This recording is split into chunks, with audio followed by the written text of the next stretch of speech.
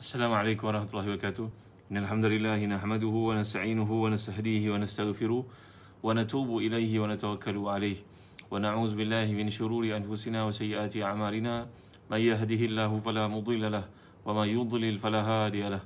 Allahumma salli wa sallim wa barik ala Muhammad wa ala ali Muhammad kama sallaita wa sallamta wa barakta ala Ibrahim wa ala ali Ibrahim fil alamin innaka Hamidum Majid. Amma ba'd. Para penonton yang dirahmati dan dikasihi sekalian, alhamdulillah syukur pada Allah SWT kerana pada pagi ini kita dapat bersama dalam satu majlis ilmu. Dan pagi ini saya biasa mengajak tuan-tuan untuk merenungi kitab Bidayatul Hidayah. Antara kitab yang ringkas tapi sangat padat dengan maklumat berkenaan dengan penjagaan hati yang dipanggil sebagai tazkiyatun nufus. Sesuai dengan namanya Bidayatul Hidayah, bahawa dalam hidup ni sentiasalah kita kena berusaha untuk mendapatkan hidayah. Itu sebab antara doa Nabi SAW yang paling banyak sekali, Allahumma inni as'alukal huda wat tuqa wal afaf wal ghina. Allahumma inni as'alukal huda wat tuqa wal afaf wal ghina. Dalam hadis riwayat Muslim, Nabi kita sallallahu alaihi wasallam seringkali berdoa dengan, ya Allah, aku pohon padamu hidayah, aku pohon padamu ketakwaan, aku pohon kepadamu kesucian diri, dan aku pohon kepadamu kekayaan.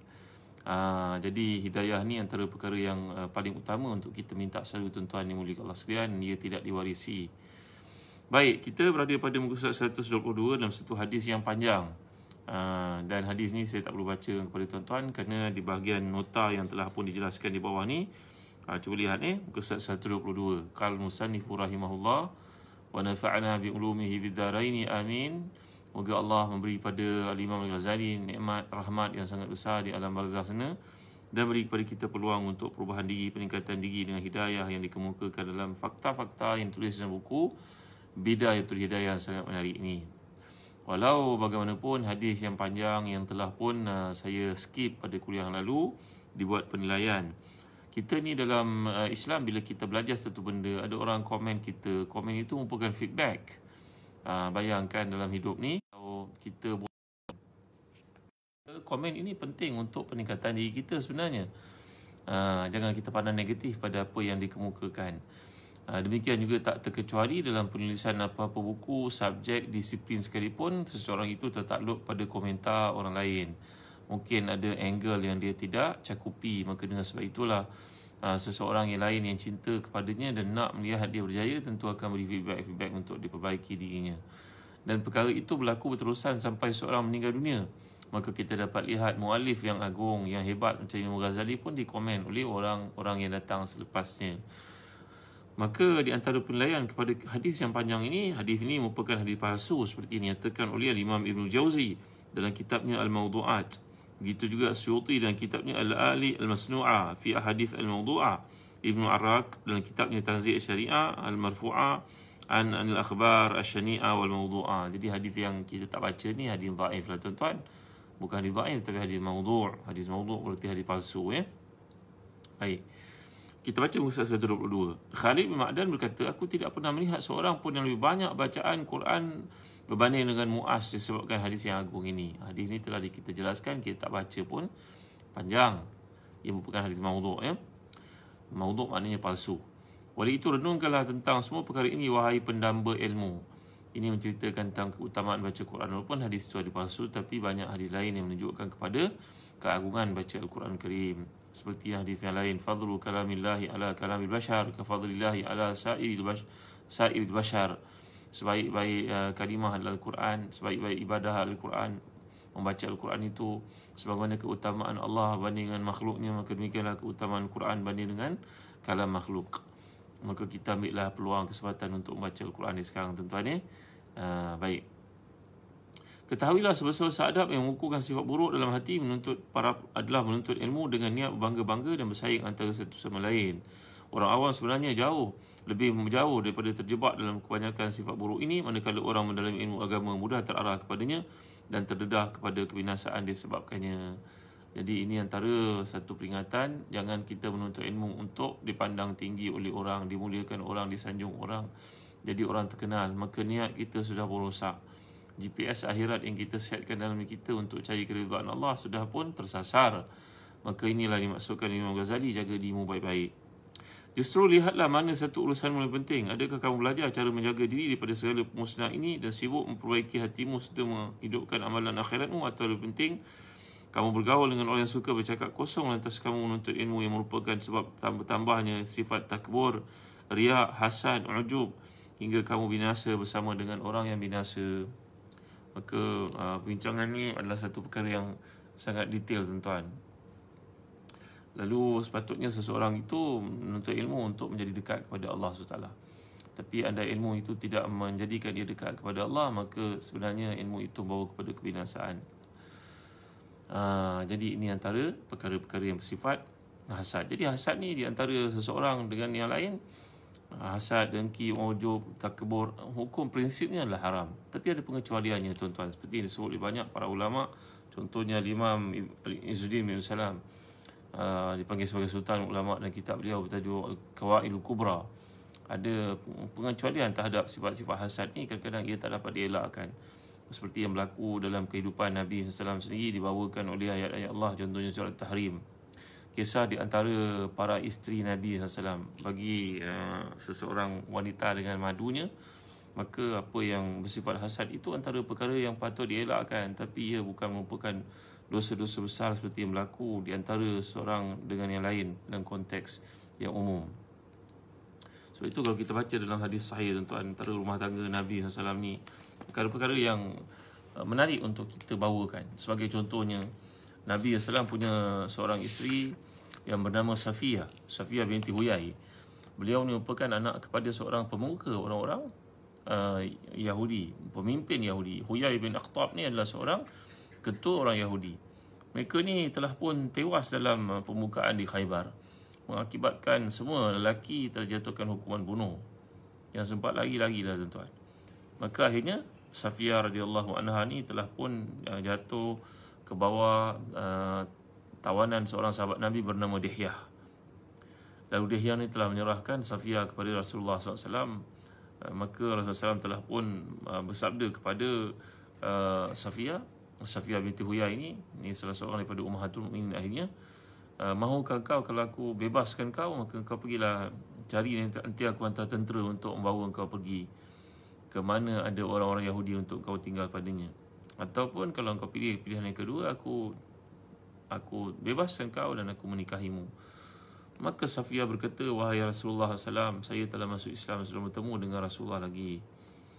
Maka Nabi SAW pun mengahwininya, membebaskannya dan mengahwini Safiyah. Kita telah bincangkan dalam surat Nisa yang lalu bagaimana dalam Islam tak digalakkan seorang untuk berkahwin dengan hamba perempuan. Telah kita bincangkan tak digalakkan. Kalau nak berkahwin dengannya, adalah dimerdekakan terlebih dahulu. Adalah sebab yang telah kita bincangkan. Boleh tuan-tuan rujuk dalam kuliah saya di sana. Baik, muslim-muslimat rahmati dan dikasihi sekalian. Baiknya, sebelum terlupa, saya nak ajak tuan-tuan untuk mendapatkan kurma McJowl dari Palestin yang kami import dari Jordan, Palestin, tuan-tuan.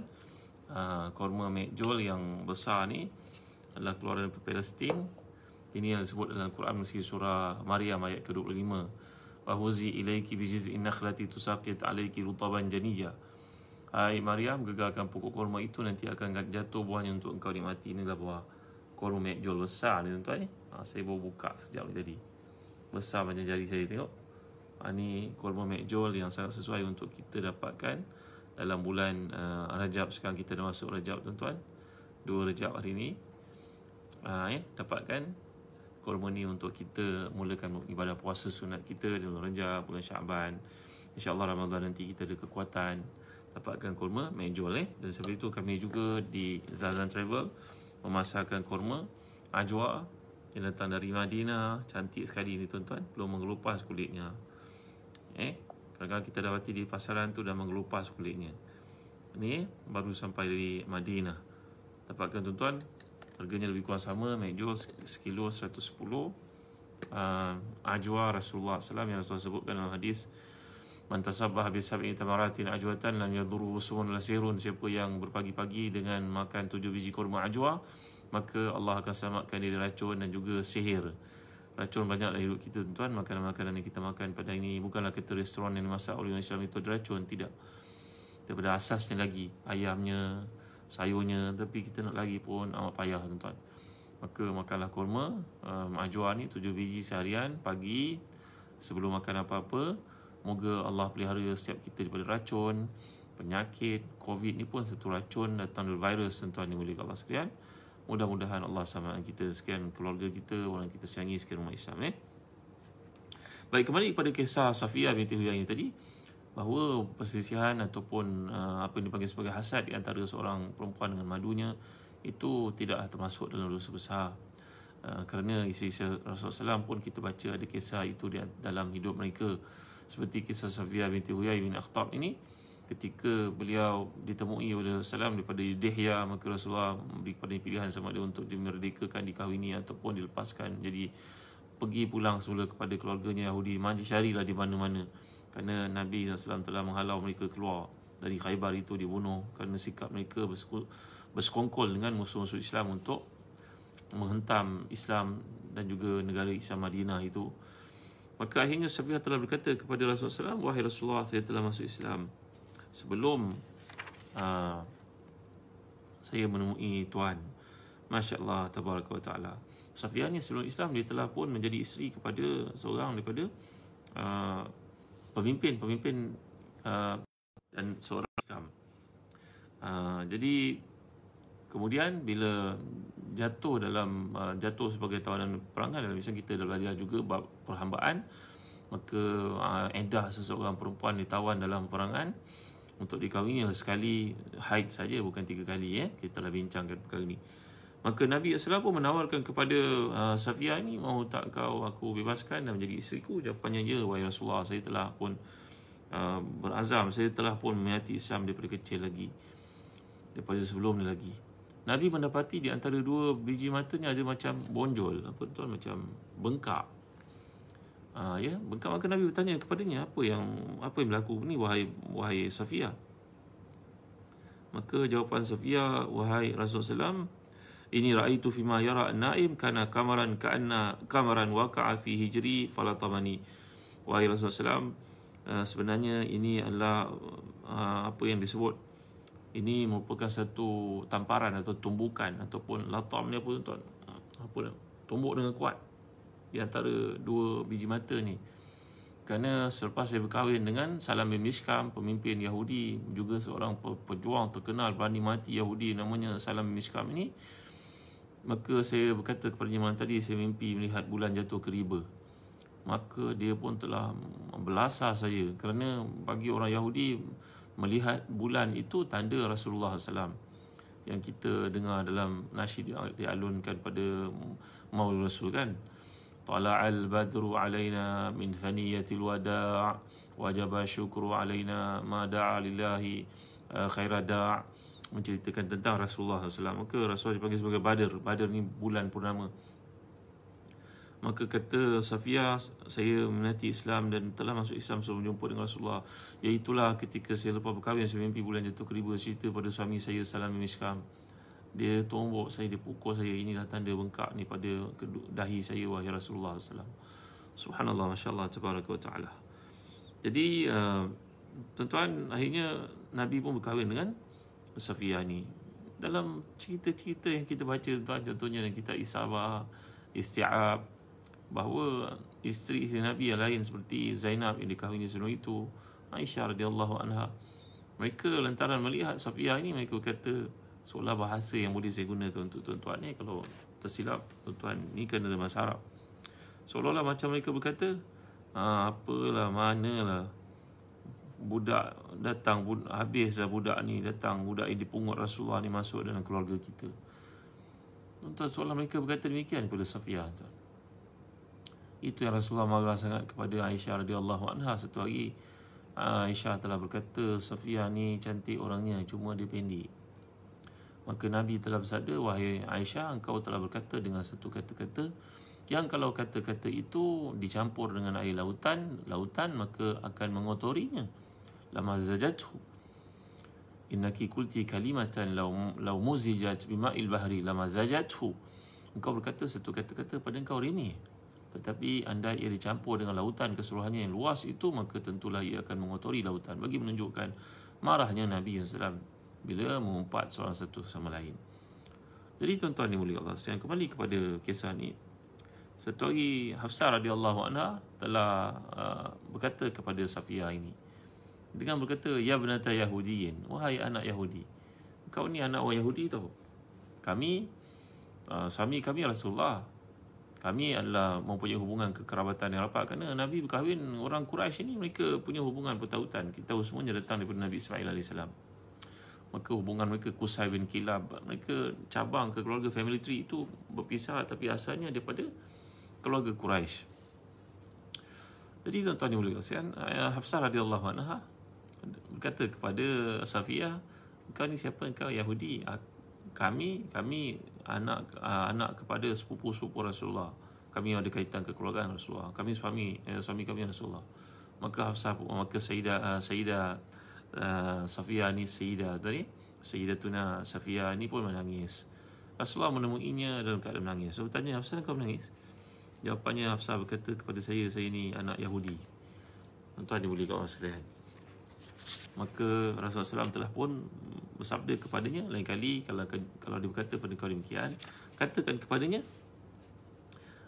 innaka ibnatu nabiyyin wa inna ammaki nabiyyun wa innaka la tahta nabi fa fima tafkhar alayki.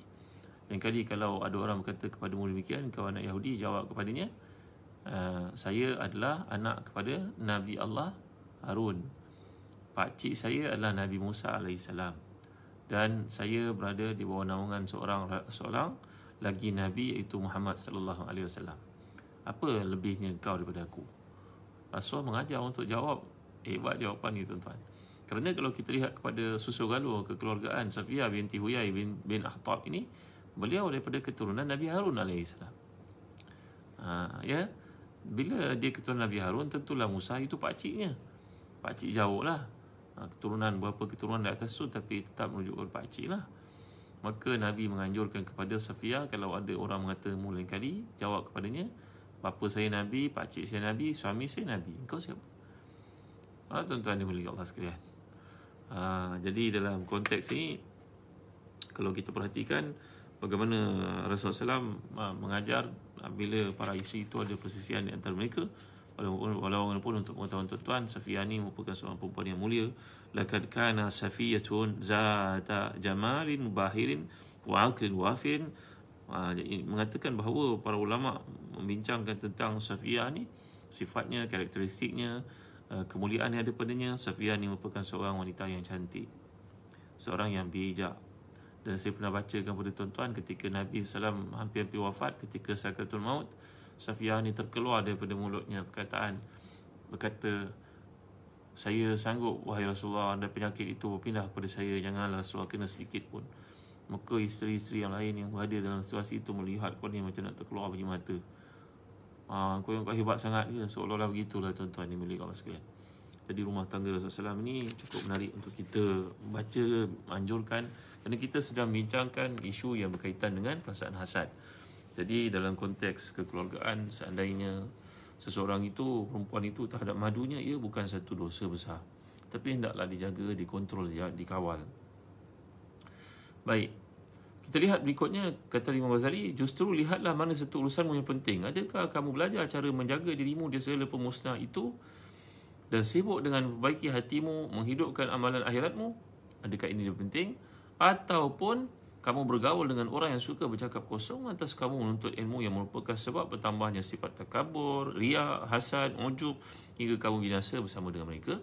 Mana satu? Ketahuilah juga 3 sifat ini termasuk daripada ibu segala kejahatan dalam hati. Baginya satu dasar yang sama, iaitu cintakan dunia. Jadi orang yang ditimpa penyakit ni tuan-tuan, belum lama bab dunia ni, kerana hatinya sudah tersangkut dengan dunia. Hatinya berserabut dengan dunia, hatinya bersarang segala sifat cintakan dunia. Kerana itu tuan-tuan, dalam hadis riwayat Baihaqi, Nabi SAW sabda, hubbud dunya ra'su kulli khati'ah. Cintakan dunia adalah ketua, adalah punca segala maksiat itu dilakukan. Baik, di samping itu dunia merupakan ladang kepada akhirat. Siapa yang mengambil bahagian dari dunia yang kadar yang diperlukan agar dapat membantu akhiratnya dengan bahagian itu, maka dunia adalah ladang yang sebenarnya. Manakala bagi orang yang inginkan dunia hanya untuk berseronok dengannya, maka dunia adalah tempat yang membinasakannya. Maksudnya, dunia merupakan keperluan, dia bukan tujuan. Akhirat itu tujuan. Maka jangan kita tersilap faham kat sini, tuan-tuan dimuliakan Allah sekalian. Inilah bahagian kecil daripada ilmu taqwa yang zahir, dan inilah permulaan kepada petunjuk bidayatul hidayah, iaitu kamu telah melakukan berulang kali terhadap dirimu dan kelihatan nafsu mentaatinya, maka lazimilah pula kitab Ihya Ulumuddin untuk mengetahui bahawa andai engkau belajar daripada kitab ini, engkau dapati serasi dengan dirimu, maka lanjutkanlah bicara itu, ambil daripada kitab Ihya Ulumuddin pula, kerana di sana ada detailnya. Apabila kamu telah penuhi taqwa dalam hatimu, maka ketika itu berbagai hijab akan tersingkap di antaramu dengan Tuhan. Cahaya-cahaya makrifat menjadi jelas buatmu, semua hikmah terpancar dalam hatimu, segala rahsia pada alam yang nyata dan tidak nyata dapat diketahui, dan mudah bagimu untuk menguasai ilmu-ilmu yang terseremeh daripada ilmu-ilmu baru yang tidak pernah ada pada zaman para sahabat dan juga tabi'in. Jadi kata Imam Ghazali kat sini, andai kau berjaya kontrol dirimu, nafsumu, dan jadikan GPS akhiratmu itu aktif, maka kamu akan dapati bahawa mudah bagimu untuk menguasai segala bentuk ilmu. Tapi andai engkau tidak berjaya menguasai dirimu, syahwatmu, maka ilmu itu semuanya akan payah untukmu. Namun sekiranya kamu menuntut ilmu daripada cakap-cakap orang, perbalahan dan perdebatan, alangkah besarnya musibah yang akan menimpamu. Alangkah lamanya penat lelahmu, dan alangkah besarnya halanganmu mendapat kebaikan dan kerugianmu. Jadi kalau kita sibuk dengan dunia, sibuk dengan orang cintakan dunia, maka akhirnya seorang itu akan menjadi tawanan kepada hamba kepada hawa nafsunya, lantas susah untuknya mendapat ilmu membersihkan hati ini. Justru buatlah apa-apa yang kamu mahu, kerana dunia yang dituntutmu dengan nama agama tidak lagi selamat untukmu, sedangkan akhirat itu hilang daripadamu. Siapa yang mencari dunia dengan agama, kedua-duanya mendatangkan kerugian buatnya. Siapa yang meninggalkan dunia untuk agama pula, dia pasti mendapat keuntungan kedua-duanya. Ini telah saya bincang dengan tuan hadis Nasai. Man kanatid dunya hammahu syattatallahu amrahu wa ja'ala faqrahu baina ainaihi wa lam ya'tihi min dunya illa ma qaddara lahu. Siapa yang dunia ini menjadi targetnya, maka Allah akan jadikan urusannya hancur dan kemiskinan duduk di antara dua biji matanya, dan dunia tidak datang kepadanya melainkan apa yang didapati dengan susah payah. Wa man kanatil akhiratu hammahu jama'allahu syamlahu wa ja'ala ghinahu fi qalbihi wa atathu dunya wa hiya raghimatun.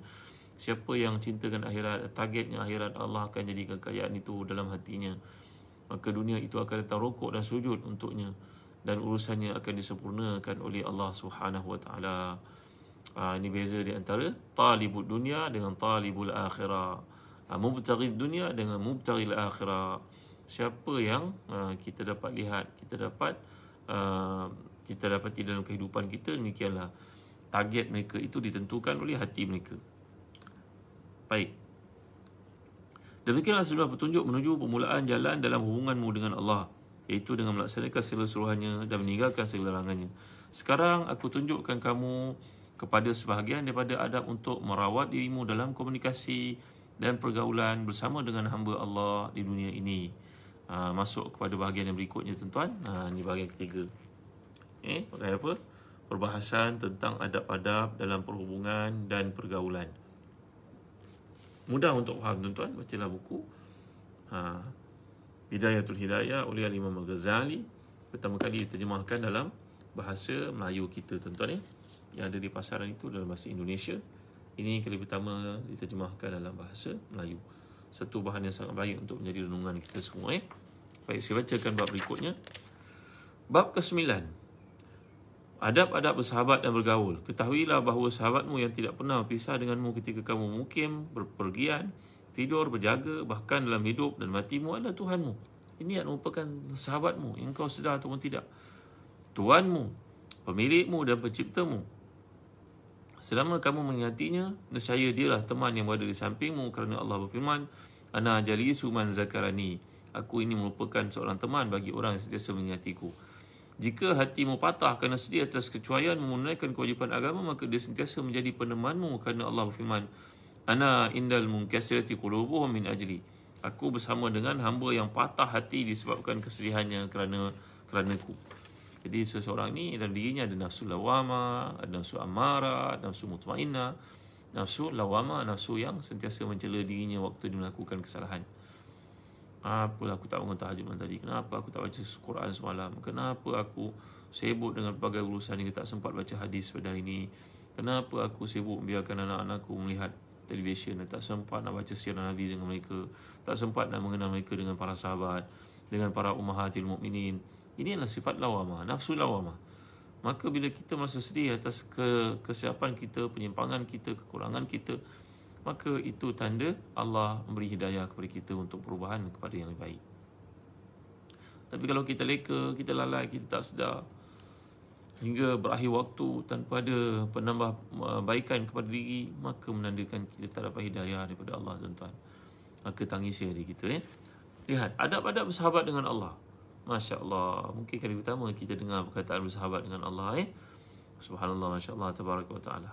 Macam kisah seorang sahabat yang mulia namanya Zubair bin Awam radhiyallahu anhu. Beliau ni isterinya merupakan Asma binti Abi Bakar, kakak kepada Aisyah radhiyallahu anha. Anak mereka merupakan baby yang pertama lahir di kalangan para muhajirin yang dinamakan oleh Rasulullah sebagai Abdullah bin Az-Zubair bin Al-Awam. Abdullah ni seorang yang cekal, yang hebat macam ibunya. Kerana ibunya, kita jangan lupa, Asma itu pernah ditampar oleh Abu Jahal ketika Abu Jahal bertanya kepada Asma, di manakah ayahmu dan bersama di manakah Muhammad sallallahu alaihi wasallam. Maka Asma menjawab dia tidak tahu, ditamparnya oleh Abu Jahal hingga tercampak anting-antingnya, tuan-tuan. Menunjukkan gadis ini, wanita ini bukan wanita sembarangan. Dia ketika itu mengandung 8 bulan, mengandung puteranya yang pertama hasil perkahwinan dengan Zubair bin Awam. Puteranya bernama Abdullah itu, yang nama diberikan Nabi SAW. Maka tuan-tuan, bila Zubair ini sakit, Zubair mengatakan kepada anaknya Abdullah, wahai Abdullah, kalau ayah mati nanti tolong bayar hutang ayah. Allahu Akbar, besar tanggungjawab ni. Dan kalau kamu tak jumpa cara bayaran kepada hutang-hutang ayah yang banyak itu, ayahnya businessman, Abdullah bin Zubair bin Awam businessman, tuan ya, seorang teknokrat. Kalau tidak ada cara untuk bayar hutang ayah, maka mintalah kepada bos ayah. Bos ayah? Ayah ada bos ke? Setahu saya ayah ni adalah pemilik syarikat. Maka Abdullah bin Zubair ditanya kepada ayahnya, siapa bos ayah? Ayahnya jawab, Allah. Ya, dalam Islam ni kalau kita mengatakan Allah, bukan kita menunjuk Allah tu bertempat, tapi menunjukkan ketinggian. Macamlah kita berkata bahawa urusan ini datang daripada orang atasan, menunjuk kepada kemuliaan kedudukannya. Allah jauh lebih mulia daripada segala bentuk kemanusiaan yang kita pandang pada ini, tuan-tuan. Maka jawapan Zubair bin Awam kepada anaknya, Allah. Minta kepada Allah. Subhanallah, insyaAllah, Tabaraka wa Ta'ala. Bestnya berniaga, menjadikan Allah tu chairman kita. Bestnya berniaga kalau report semuanya kepada Allah, bukannya kepada manusia. Manusia ni banyak kepentingan, tuan-tuan. Yang ni dia cakap lain, besok dia cakap lain.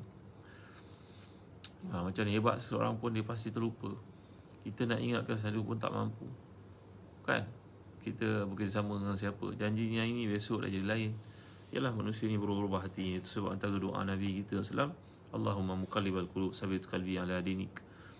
Kita kalau jadi orang kaya, janganlah berjanji kepada orang macam-macam janji yang akhirnya kita tak dapat nak buat. Ya. Maka tuan-tuan yang berkasihan, Abdullah bin Az-Zubair ini akhirnya berkata kepada ayahnya, baiklah ayah. Betul-betul ayahnya mati dalam pertempuran itu, tuan-tuan. Pada zaman berlakunya perselisihan antara Sayyidina Ali dengan Muawiyah radhiyallahu anhu. Wafatlah Zubair bin Awam. Mati syahid, tuan-tuan yang berkasihan. Yalah, dalam konteks itu tentulah ada kesilapan di antara dua orang sahabat yang berselisih faham. Tentulah Sayyidina Ali yang benar, tuan-tuan yang boleh sekalian. Tapi orang yang mati di situ dianggap mati syahid kerana mereka mempertahankan apa yang mereka pandang betul. Kalau berlaku perkara itu salah, memang salah, iaitu pertempuran itu. Tapi bila ia berlaku demikian, yang mati itu tak mati syahid kerana mereka mempertahankan prinsip masing-masing, tuan-tuan ya. Disebut oleh Al-Imam Izzuddin bin Abi Salam dalam kitabnya Al-Qawaidul Kubra. Sekalian, jika kamu tidak mampu melaksanakan perkara ini dalam setiap waktu, maka elakkanlah malam dan siangmu terbiar kosong daripada waktu untuk berkhalwat. Khalwat ni bahasa digunakan. Berkhalwat ni berarti berdua-duaan dengan Allah SWT bagi merasakan kenikmatan bersama dengannya, munajat kepadanya. Ini bahasa ni begitu mendalam lah, tuan-tuan ya. Ia hanya La ya'rifuha illa man zaqaha, kata Sayyid Qutb rahimahullah. Tak ada siapa pun yang tahu kenikmatannya melainkan dia pernah mengalaminya. Macam kita bercerita satu perkara yang orang seronok dengar, suka dengar.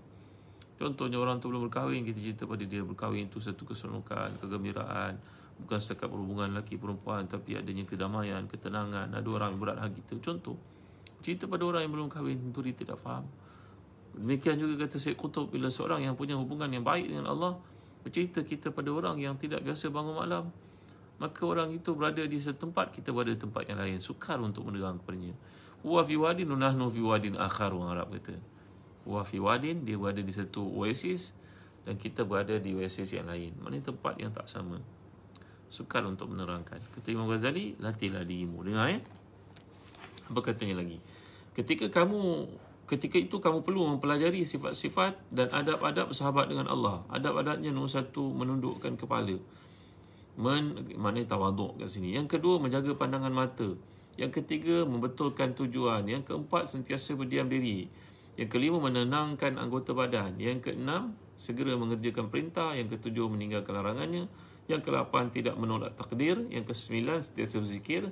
Yang ke-10, melazimi fikir. Yang ke-11, mengutamakan perkara-perkara yang hak atas perkara yang batil. Yang ke-12, putus asa daripada makhluk. Yang ke-13, berasa rendah diri terhadap kehebatannya. Yang ke-14, rasa tersentak di hati di sebalik malu kepadanya. Yang ke-15, tenang daripada segala helah dalam pekerjaan kerana yang yakin jaminan Allah SWT. Kadang-kadang kalau kita berniaga dengan orang bukan Islam, mereka mungkin salah bagi quotation pada kita, salah bagi sebut harga, kemudian kita pun bayar. Bila silap bayar, dia pun kata, ayo salah harga. Katalah bangsa ni tentu tak payah sebut siapa. Maka orang si kafir ini, tuan-tuan, kalau tuan-tuan dapati, tuan-tuan akan perasan satu masa nanti dia mesti cover balik kerugiannya. Kerana bagi mereka tidak ada kerugian, tak boleh ada kerugian walaupun sesen pun. Ini cara orang kafir berniaga. Tapi cara kita orang Islam berniaga, bila kita dah tersilap, cakap terus terang, tuan saya minta maaf, quotation saya beri salah. Tak boleh kerana salah, saya dah terlepas, terpulanglah tuan. Kalau tuan nak bayar situ, bayarlah, tak apalah, saya tanggung kerugian. Kalau tuan nak tahu harga sebenar begini, moga saya pun tak rugi, tuan pun tak rugi. Boleh cakap gitu tuan. Sukar kalau cakap dengan syarikat-syarikat besar, memang payah. Tapi bagi si bukan Islam, dia akan lakukan apa sahaja untuk cover balik kerugian itu. Itu sebab yang kita terperangkap. Katalah kita nak betul pipe kat rumah kita, cari orang Islam, harganya sekian-sekian, mahal. Cari si kafir, murah, rasa murah sangat. Jangan, kita tak tahu tuan-tuan, jangan tertipu. Ini ada udang di sebalik batu. Dia bagi kita job itu, dengan kita bagi pada dia job itu, harganya murah. Dengan sebab itu akan datang, dia akan terus hook dengan kita. Kita tak boleh elak dah. Mungkin dia akan rosakkan satu tempat di tempat kita. Mungkin dia akan buat satu perkara yang menyebabkan kita tak ada tempat lain untuk pergi melainkan kepada dia juga selepas itu. Jangan tuan-tuan tak tahu. Maka dalam hidup, kata Imam Ghazali, jalan luruslah. Seperti mana wasiat yang ke-15 ni, jalan lurus. Jangan helah dengan orang, jangan ambil kesempatan tak ada orang seperti si kafir ini. Nak jadi sahabat Allah, luar dalam kena sama. Ni kena sama dengan ni tuan-tuan, sama. Jangan lain, tu lain. Seperti si kafir punya perangai, kerana si kafir yang tiada akhirat baginya. Dia menganggap tiada akhirat. Jadi yang ke-16, tawakal atas kurniaan Allah, kerana yakin pilihannya adalah yang terbaik. Dah ini Allah tetapkan untuk kita, terimalah. Apa lagi? Terimalah. Jadi semua perkara ini nak menjadi panji bagi dirimu sepanjang malam dan siang, disebabkan ia adalah adab-adab bersahabat dengan Tuhanmu, bersahabat dengan Allah yang tidak pernah berpisah daripadamu, sedangkan semua makhluk berpisah denganmu pada waktu-waktu tertentu. Allahu Akbar, Masya Allah, Tabaraka wa Ta'ala. Alhamdulillah, syukur pada Allah kerana kita dapat belajar satu bab yang penting. Dan kita dapat lihat pada kali ini bagaimana adab bersahabat dengan Tuhan, dengan Allah SWT. Ada minggu lepas ada yang menghubungi saya bertanya macam mana nak gunakan Quran Qiyam yang ada di belakang saya waktu ni. Saya tunjukkan siap pada tuan-tuan. Ni Quran Qiyam. Ini stand boleh kita adjust, boleh kita tinggikan kalau kita rasa nak tinggikan tuan-tuan. Nampak, kita boleh tinggikan dia.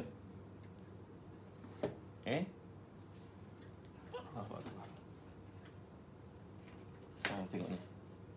Ni tiangnya boleh tinggikan, bergantung pada keperluan kita lah. contohnya kita nak sembahyang seperti ni, tahajud waktu malam ke, dalam keadaan duduk ke, ataupun dalam keadaan berdiri ke. Kalau duduk beginilah, Allahu Akbar. Ya, kalau kita buka Quran, katalah kita nak baca pada malam ni surah Yusuf, surah yang dibaca oleh Sayyidina Umar dan nangis baginda ketika mengalunkannya waktu subuh, waktu isyak, apa yang kita belajar daripada kitab Tibyan. Katalah kita duduk begini, yang selesa bagi kita, pandangan selesa. Nampak? Kalau kita nak buka begini, nak rokok, sujud, Allahu Akbar. Nampak kalau kita nak sendiri, ni kan, Allahu Akbar.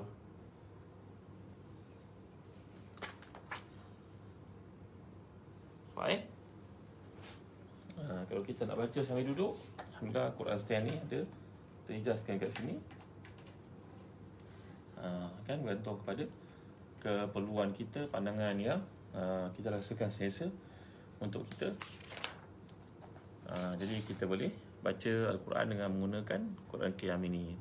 Dalam mazhab Syafi'i mengatakan bahawa fatwa yang dikemukakan oleh Imam Nawawi sebagai contohnya dalam Majmu', kebenaran untuk sembahyang menggunakan Quran mushaf seperti ini, kita baca ketika sembahyang fardu pun tidak ada masalah, tidak membatalkan sembahyang. Cuma pergerakan kita takluk kepada 3 seperti yang kita belajar Jadi Quran ni boleh digunakan sangat sesuai untuk digunakan pada waktu malam, tahajud. Oleh ayah ibu kita yang sudah penuh uzur, matanya tak nampak dengan baik, memiliki stand seperti ni, letak Quran di atas, senang untuk baca. Dan ada pula wakaf ibtidak yang kami pelopori di Telaga Biru, kajian daripada almarhum Tan Sri Datuk Hassan Azhari, seorang individu ahli Quran yang terkemuka yang telah meninggalkan kita, dengan puteranya Profesor Dr. Abdul Rauf. Kami ada kaedah wakaf ibtidak dalam Quran ni, contohnya Quran Qiyam ini ada ribbon ni untuk tandakan di mana kita baca. Alhamdulillah, mudah-mudahan Allah memberkati kita. Tuan-tuan yang dapatkan Quran ini pada Zazan Travel, menghubungi nombor di bawah, tuan-tuan yang dapatkan daripada mereka, dihantar terus ke rumah tuan-tuan. Mudah-mudahan bulan-bulan yang penting, Rajab, Syaban, Ramadan ini, kalau kita tak dapat ke masjid dengan sebab PKP, ada peluang untuk jadi imam kat rumah. Setiap orang berpeluang menjadi imam. Ada memiliki Quran ini, walaupun kita hafaz Quran, kita boleh baca Quran ni. Seorang lelaki kita jadi imam, baca ikut turutannya, mudah-mudahan dapat khatam Quran. Tak dapat khatam dekat Madinah, kat Makkah dalam Ramadan ni, kita boleh khatam di rumah dalam bulan Ramadan kita, insya-Allah. Baik tuan, setakat itu saja dulu. Terima kasih atas kehadiran tuan-tuan di Quran Qiyam Mushaf Qiyam, merujuk pada Qiyamul Lail. Jadi setakat ini saja dulu untuk pagi ni. Terima kasih atas kehadiran tuan-tuan. Jangan lupa dapatkan kurma Mekjol dari Palestin. Jangan lupa dapatkan kurma Ajwa dari Madinah. Tuan-tuan. Jadi mudah-mudahan Allah memberkati kita pada kali ini. Dan tuan-tuan beli kurma Mekjol ataupun Ajwa sebanyak sekilo, tuan-tuan akan dapat hadiah buku ni. Saya lupa nak sebut tadi. Cara pemakanan oleh Rasulullah SAW daripada Sahih Bukhari. Tak ni bergambar dapat hadiah buku ni.